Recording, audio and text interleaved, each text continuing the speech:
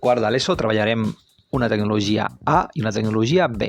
En el cas de la tecnologia A, treballarem 2 blocs, l'electrònica, en la qual coneixerem els components electrònics, treballarem i farem muntatges amb la placa Arduino.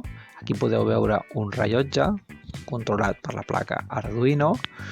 Un altre exemple de muntatge és el semàfor que veiem aquí, en el seu esquema electrònic. Sí. Després treballarem la robòtica amb els robots Lego Mindstorm o Lego V3, d'acord? Aquí tenim diferents tipus de robots, diferents muntatges dels robots, des d'una grua a un robot elevador a un robot que esquiva obstacles.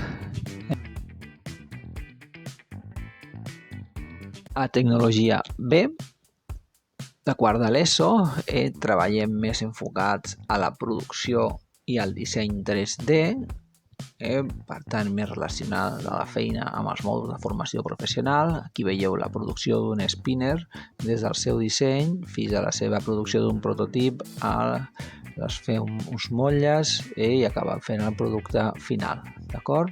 Diferents tipus i formes. Sempre es fomenta la creativitat. Després treballarem en la maquetació de tall làser.